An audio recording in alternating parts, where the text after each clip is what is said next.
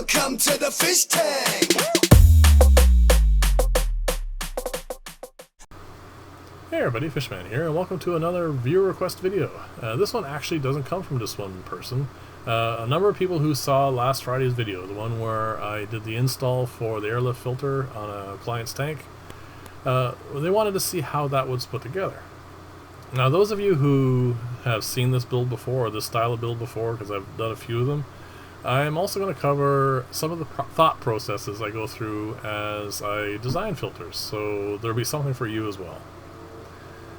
Now, one person, and actually a couple people, pointed out this style of filter is just, and it's above tank filter, and pretty much what it is a box filter, and it's just one that's less obtrusive. It's not sitting in the tank, it's not taking up space, and that is actually pretty much how how I think about these things when I'm building them.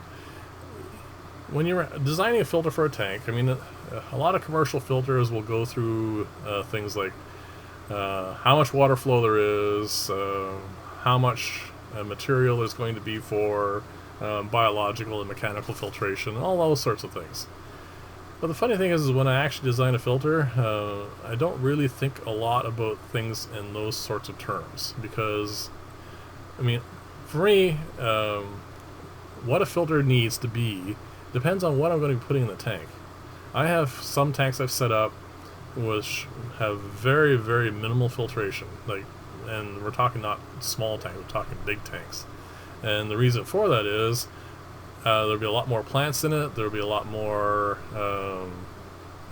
fish that don't require a lot of flow. I mean, there's a lot of things you have to think about when you build a filter, and obviously way too much to go into for a video of this size. But I'm going to give you a few of the things I think about at least. This particular one is going to go on a 120 gallon tank, which means it is, from a commercial point of view, if you're going to sell a filter for a generic tank, this is really undersized, because that's a large tank. It could have a large number of fish in it, but this particular case is going to have a lot of live plants, and it's also going to have a lot of relatively small fish. They wanted more fish, and nothing really large. They wanted something. No, there's no Oscars or anything like that, or red devils. It's going to be things like guppies, platies, some schooling fish, various tetras and that sort of stuff.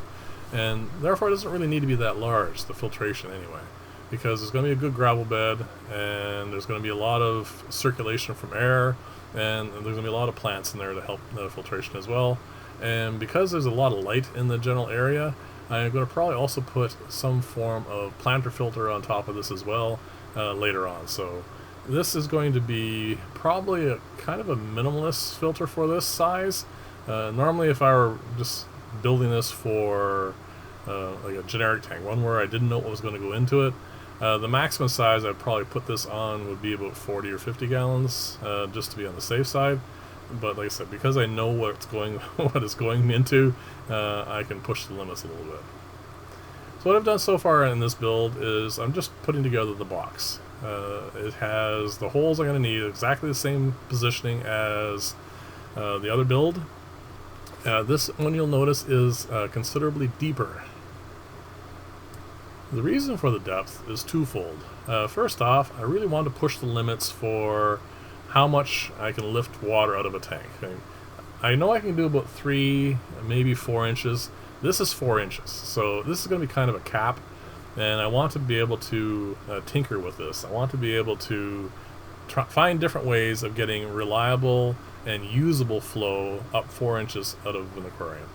It may just work right off the bat, but I suspect it's going to take a little bit of tinkering with it.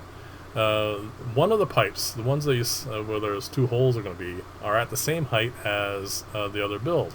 Now that means I know that height will work, and the water will circulate, and the tank will be fine.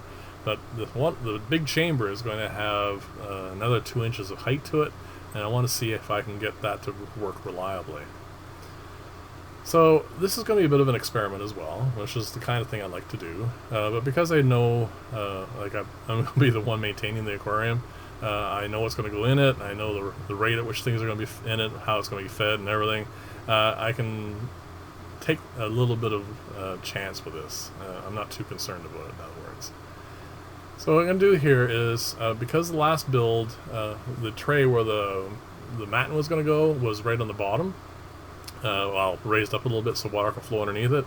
But because there's going to be a biomedia in here, I need to raise that up higher, so I'm going to put 2 brackets, one on either side, and that's going to hold it up considerably higher. Now this is a lot higher than I would really want to make it, but I want to give it a little extra. Like I said, I'm trying to push the limit here a little bit, so I'm trying to get this as high as possible. I may end up having to add another bracket lower and move that down a bit, but so I'm going to try and do this at the worst case scenario. Let's just put it that way. And then what I'm going to do is, because this build style is very modular, I mean, I can take everything apart pretty much except the box itself, and I can adjust things. And what I want to do is I'm going to adjust it at the max, and then I will gradually, depending on how it works, we'll see how it goes. I may have to move things down, I may have to go with less media, I may have to put a secondary filter on this, I don't know. Now, these are the kinds of things that I like to experiment with, and in this particular case I don't think it's going to be an issue. So I need to get this, this is the divider, this is where the water is going to go. It's going to go down through the matin, and it's going to go through the biomedia, and I want it to come through about a 1/4 inch gap at the bottom, and this is just setting that all up. A little bit finicky doing it this way. Normally what I would do if I was if I decide that this is the design that I like the most, then I will build templates for this so that I can do this much more quickly. But in this particular case, it's a one of, so I'm not too concerned about it. I just want to make sure it's relatively straight and everything goes together properly. Then I'm going to flip it over and do the same thing for the other side. And this is obviously a little higher than I want it to be as far as a filter goes, but I'm going to also put a cap on top of this, and that will take care of any splashing. One person mentioned that evaporation might be an issue with this sort of style. I haven't really noticed it much, but in this particular case, because it's going to be considerably higher, that actually may be an issue because of extra splashing. But a cap is easy to put on this sort of thing, and then that sort of won't be a problem anymore. And then it's just a simple matter of putting these brackets on, the same as the other side. And I made a bunch of these little parallels quite a while ago, just because they come in very handy for setting stuff like this up, just to make sure it's nice and flat and straight when you have it over the aquarium. The other thing that's going to be different on this one versus the last one. I'm not going to use just a acrylic plastic on the sides as my guide for holding it in the tank. This one's actually going to be a much larger tank, so it's going to have an aluminum bracket that it's going to sit into, and I'll do that and show you that later. So I wanted to do this. I wanted to use the cone-shaped power lift I made, but I don't have the time for that right now. This build has to get together and go on the tank, and I have to get it up and running.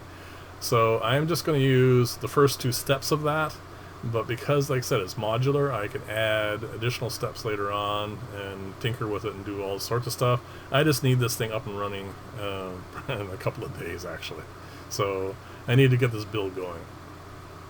This is the part that I actually like the most of this style. I have made a number of ways of making elbows so that you can add water into a filter, or out of a filter, or guide water in the direction you want it to go. This one here I like because I can take it apart and I can clean it and I can put it back together, and it works really well. I mean, if I need it to be watertight, all I have to do is just glue the pieces together.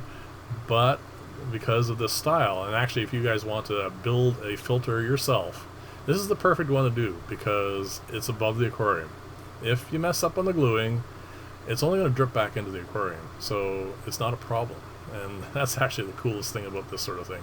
And if it cracks or whatever, it'll just keep on working, and that's a definite positive. So one other change I've made when I first started making these is I used to put the backing as a 1/4 inch, and I decided that that's just bigger than I need. I mean, there's no pressure or anything in this, so the 1/8 inch I'm using here is just some offcuts I had, and I find it much simpler to machine down to round. Obviously don't need to do that part, but it makes it look a lot nicer.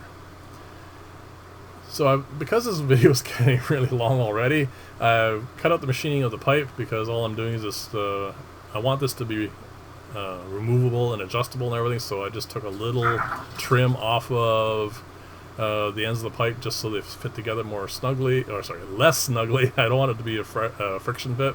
And same for this here, just so they all pop in together, and I can take them apart and I can adjust things and do all that sort of stuff. I want it, like I said, I want this to be modular. I want it to be something I can take apart and fiddle with, and not something I have to take the whole filter out and take apart to work. I mean, sometimes friction fits can be really annoying.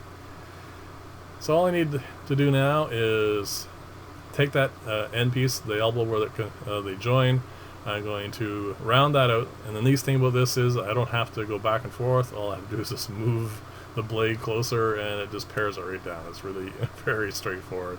And then I'm going to put it on the milling machine and center the hole for where the airline's going to go in, and that's pretty much the end of the build. Now, I probably left out lots of details. There's just no way any one video can cover everything.